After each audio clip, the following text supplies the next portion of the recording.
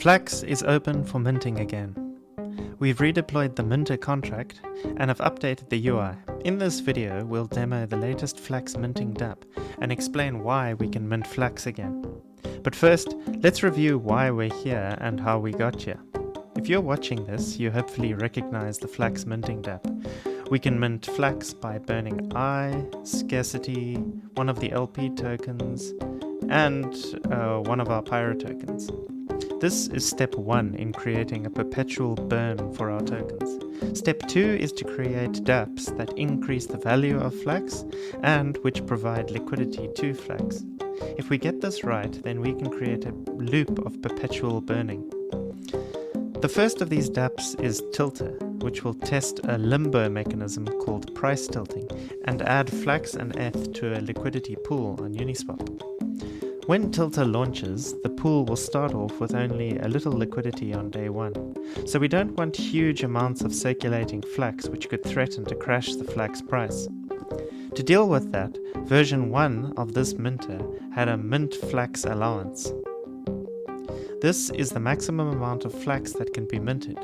We set it to 2000 Flax, and once we hit the max, Flax minting halted.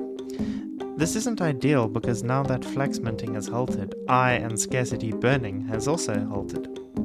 What would be nice is to open the minting up again, but without letting all that new Flax float around as circulating supply. If we could keep it locked until after Tilter launches, we'd have the ideal solution.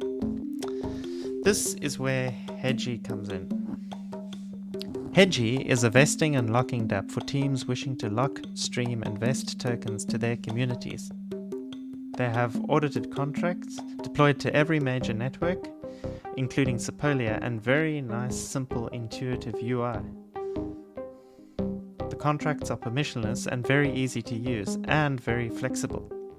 You can choose the lockup duration as well as the chunkiness of the payoff, from once-off payments at the end, all the way to smooth linear streaming. So now, instead of limiting the Flax that can be minted, we can instead allow as much minting as desired, but lock the Flax for 180 days.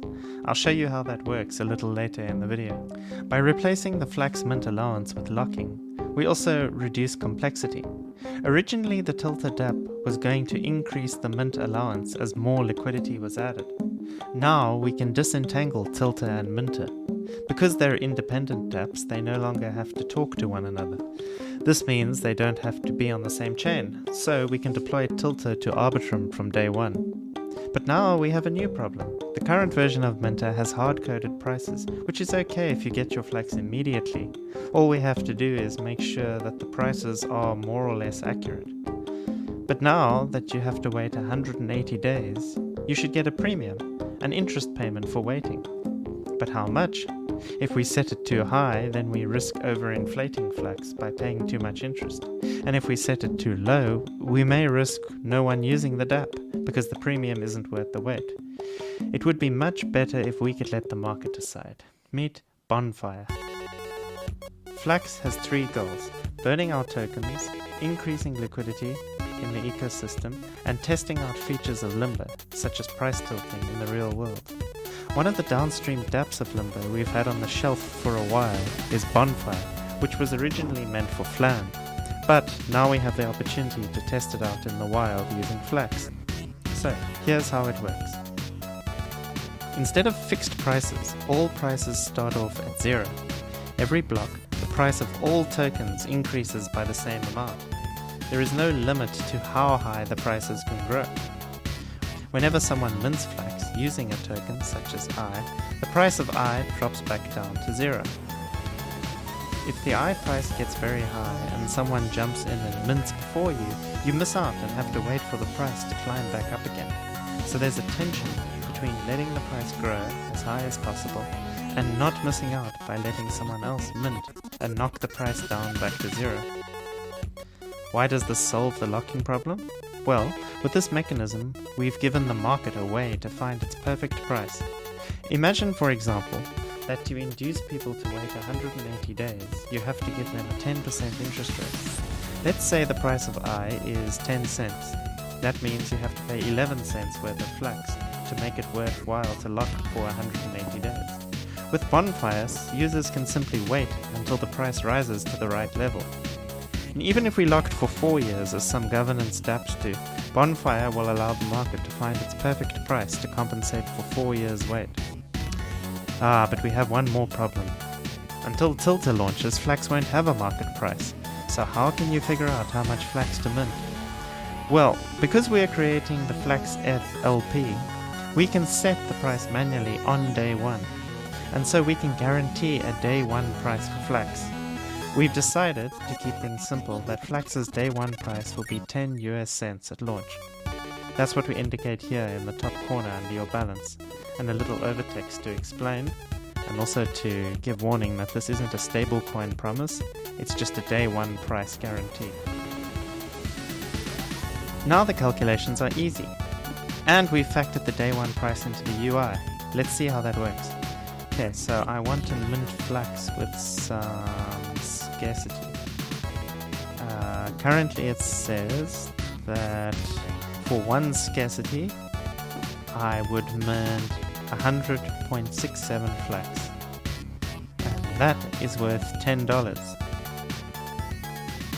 according to the day one Flax launch price. So this means that after 180 days I'll get $10 worth of Flax for the one scarcity burn. Now obviously your decision to mint will take into account the current scarcity market price. If the scarcity market price is $5, then maybe a $10 worth of Flax is worth the wait.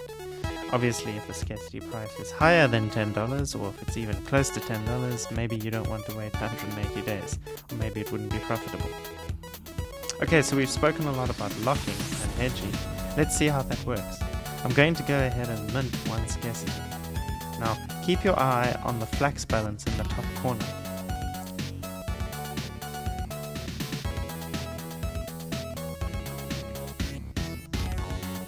Transaction confirmed. Balance doesn't increase, but a little icon appears, a hedgy icon. And the overtext on the hedgy icon says 100.7639 Flax locked on hedgy finance. Let's click on that, and we're taken to the lock page on Hedgy. Okay, this is an old lock. The 100 hasn't shown up yet. Let's wait a bit. Sometimes you have to wait a few blocks for Hedgy to recognize the lock. Wait a little bit longer. And there it is. Oh no, our amount jumped up to 104 tokens. Let's click on that. And there, it gives a little graph. It says that on July 12th, just before July 12th, I will receive the full amount of my 100 Flax. So that's 1 day worth of vesting. It's 1 day because we're on Sepolia. If you, this graph on mainnet will obviously be 180 days. Okay, speaking of mainnet, the final step is to jump onto mainnet because there's one more thing that Sepolia doesn't have. So let's set our network to mainnet. Okay, this is mainnet Bonfire, deployed and ready to use. As you can see, every token listed on mainnet now has its market price, which we get from mainnet Uniswap. When we mint, as I type in the quantity, the little green numbers tell me the dollar value of the amount I'm about to spend. So right now, 1 I is worth 6 US cents. And of course the button has the Flax dollar value. So it's easy to see this is the profit and loss situation. Let's just increase that. So there we go. For 100 I, which would cost which is $6 worth of I would get currently 3.35 Flax, which at launch price of 10 cents is worth 34 cents. So it's easy to see your profit and loss situation immediately as you're about to mint. I hope you enjoy using Bonfire and that you lock lots of Flax and burn lots of scarcity and I. May God bless you, and may scarcity's total supply fall back down to below 7,000.